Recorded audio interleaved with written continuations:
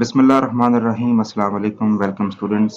आज हम exercise number 6.8 का क्वेश्चन नंबर 12 स्टार्ट करते हैं जी, जिसमें लिखा हुआ है if y is equal to 1 plus 2x plus 4x square plus 8x cube then show that x is equal to y minus 1 over 2y। And part number 2 में बोला गया है कि find the interval in which the series is convergent. ठीक है बेटा, तो चलें जी इसका सोल्यूशन हम स्टार्ट करते हैं। तो फर्स्ट ऑफ ऑल हमने यहाँ पे जो गिवन सीरीज है वो लिखी y is equal to 1 plus 2x plus 4x square plus 8x cube plus so on up to infinity. इस सीरीज के मुताबिक क्लियर है कि a की वैल्यू 1 है जो कि फर्स्ट टर्म होती है, और r की वैल्यू जो कि सेकंड टर्म और फर्स्ट टर्म की रेशो होती है वो 2x आ जाएगी। अब हम s इन्फिनिटी का जो एज यूजुअल फार्मूला यूज करते आए हैं वो यहाँ पे भी यूज करेंगे, a ओवर 1 माइनस r। ठीक है बेटा, अब हम इसके बाद आगे चलते हैं। जी देखें जी, उसके बाद हमारे पास चूंकि ऊपर वाले स्टेप में a था और यहाँ पे a की जगह पे 1 लगा दिया, 1 का 1 आ गया, और माइनस r की जगह पे इसकी वैल्यू हमने 2x पुट कर दी। इसके बाद अब आप देखें 1 माइनस 2x यहाँ पे जाके मल्टीप्लाई हुआ इज इक्वल टू 1 आ गया, y मल्टीप्लाई किया इज इक्वल टू 1, और उसके बाद आप 2xy को उधर ले गए और 1 को इधर शिफ्ट कर दिया। यूं आपके पास x की value y minus 1 over 2y ये आ गई। और अगर देखा जाए तो हमने x की वैल्यू यही जो है वो प्रूव करनी थी जी। आपका पहला जो इसका स्टेप था वो कंप्लीट हो गया। Hence proved x is equal to 3y over 2 into 1 plus y. ये मैं यहाँ पे मेंशन करता चलूँ कि ये चीज़ बाय मिस्टेक यहाँ पे लिखी हुई है, ठीक है, क्योंकि ये ऑलरेडी प्रिंटेड नोट्स होते हैं, इनमें बहुत सारी जगहों पे प्रिंटिंग मिस्टेक्स आ जाती हैं, लिहाजा उनको आप इग्नोर करते रहें। ठीक है, तो ये आपका फर्स्ट पार्ट यहाँ पे ख़त्म हो गया जो कि प्रूव करना था। अब हम सेकंड पार्ट में देखते हैं, लिखा हुआ है कि सेकंड पार्ट चेक करते हैं, उसमें क्या था जी कि find the interval in which the series is convergent. ठीक है, वो इंटरवल बताएं, यानी x की वैल्यू जो है वो हम कौन सी वैल्यूज लेंगे, किस इंटरवल में x की वैल्यूज ली जाएंगी तो r की वैल्यू जो है वो हमारे पास कन्वर्जेंट आएगी या सीरीज की वैल्यू कन्वर्जेंट आएगी। ठीक है, तो इसको हम यहाँ पे चेक करते हैं। देखिए बेटा, सबसे पहले हमने r की वैल्यू जो है वो 2x चूंकि हमारे पास मौजूद थी। ठीक है, तो अब हमने ऐसे करना है कि ये जो आपने r की वैल्यू 2x ली थी, हमने दोनों तरफ मॉड जो है वो इसका अप्लाई किया। ठीक है, अब r की जो वैल्यू है वो r मॉड की वैल्यू वो है जी 2x का मॉड। अब आपको पता है कि r के लिए हमने जो फार्मूला यूज किया, s इन्फिनिटी का जो हमने फार्मूला यूटिलाइज किया हुआ है वो देखते हैं कौन सा है। वो था जी ये फार्मूला 1 माइनस आर। आपको पता है ये फार्मूला उस वक्त यूज होता है कि जब r की वैल्यू लेस देन 1 होती है। लिहाजा हमने ऐसे किया कि जो r की वैल्यू है इसको लेट किया कि वो लेस देन 1 है, क्योंकि r की वैल्यू अगर लेस देन 1 होगी तो तभी हमारी सीरीज जो है वो कन्वर्जेंट होगी। ठीक है, तो हमने r की वैल्यू को लेस देन 1 जो है वो यहाँ पे पुट किया। ये जो एक लाइन आपको नजर आ रही है ये लाइन ये भी बाय मिस्टेक है, जस्ट ये 2x मार्ड लेस देन 1 है। ठीक है, यहाँ से हमारे पास x मार्ड की वैल्यू लेस देन 1/2 आ गई।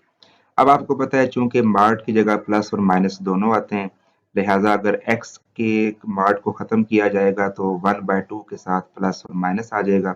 अब ये इंटरवल हमारे पास बन जाएगा -1/2 से लेके 1/2 तक। इसका मतलब ये कि अगर x की वैल्यू -1/2 से 1/2 के दरमियान कोई भी नंबर अगर x की जगह पे पुट कर दिया जाए तो ये जो हमारा r है वो लेस देन 1 होगा, और जब r लेस देन 1 होगा तो हमारी सीरीज भी क्या है, कन्वर्जेंट होगी।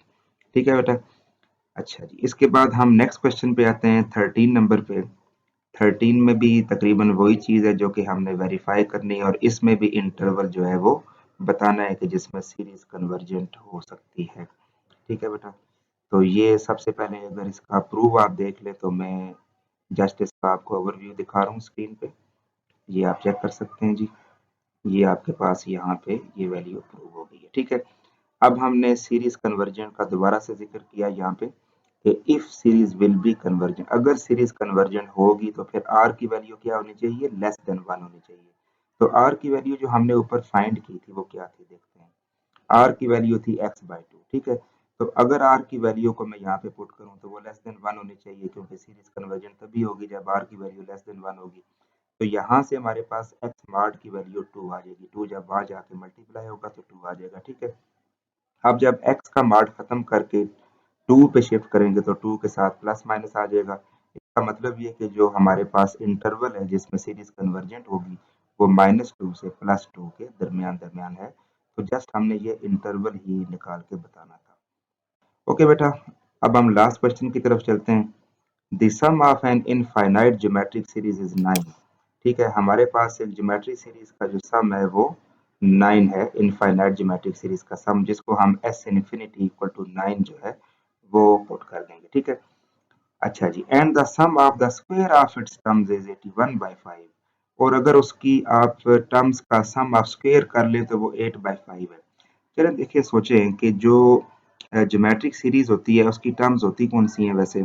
जी, उसकी टर्म होती है पहली a, और उसके बाद ए आर, और उसके बाद होता है जी हमारे पास ए आर स्क्वेयर, ठीक है। इसी तरीके से चलते रहते हैं, ठीक है।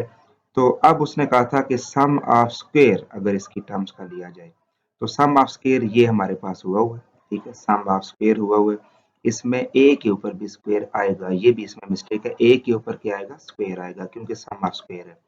उसके बाद सेकंड टर्म का स्क्वायर ये हो जाएगा, थर्ड टर्म का स्क्वायर ये हो जाएगा, प्लस इसी तरह करते करते ये 81/5 है, ये भी यहाँ पे 81 आप अप्लाई कर दीजिएगा, ठीक है। आज के हमारे इस टॉपिक में काफ़ी ज़्यादा जो है वो मिस्टेक्स आ रही हैं, बैल मैं साथ साथ मेंशन करता जा रहा हूँ, तो आप भी इनका ध्यान रखिएगा। तो ये 81/5 है, ठीक है। ओके जी, अब हम ज़रा क्वेश्चन का सोल्यूशन यहाँ से स्टार्ट करते हैं कि क्योंकि एस इन्फिनिटी की वैल्यू 9 थी, तो एस इन्फिनिटी का फार्मूला लगाया a/1 minus r is equal to 9। यहाँ से हमारे पास a की वैल्यू 9 माइनस 9r जो है वो आ गई, ठीक है। आगे चलते हैं। अब आप देखें कि A square over 1 minus R square, ये जो इक्वेशन नंबर 2 है, ठीक है, इक्वेशन 2 है, ये हमारे पास यहाँ से, ये भी क्योंकि एक ज्योमेट्रिक सीरीज है तो हम इसके ऊपर भी फार्मूला लगा सकते हैं, तो वो 81/5 आ जाएगा, ठीक है। अब इसके बाद ये ए स्क्वेयर है 1, तो आर स्क्वेयर जो होता है इसकी जगह पे हम ये चीज़ भी पुट कर सकते हैं, ठीक है। यहाँ पे भी आप ए और ए काटेंगे तो आर स्क्वेयर ही आ जाएगा, ठीक है।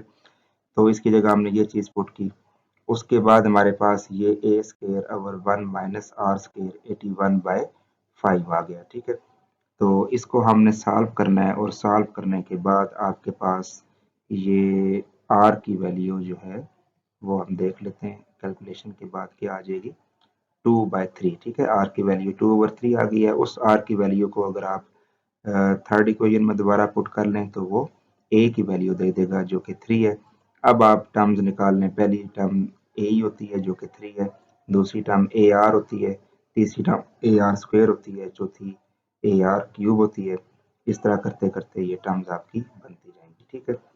तो ये था जी हमारा आज का लेक्चर। उम्मीद है आप सबको क्लियर हो गया होगा। किसी किस्म की कोई कन्फ्यूजन हो तो गिवन नंबर पे आप इसका कन्फ्यूजन को पूछ सकते हैं और उसको क्लियर कर सकते हैं, ठीक है। Thank you so much. अस्सलाम वालेकुम, जज़ाकल्लाह।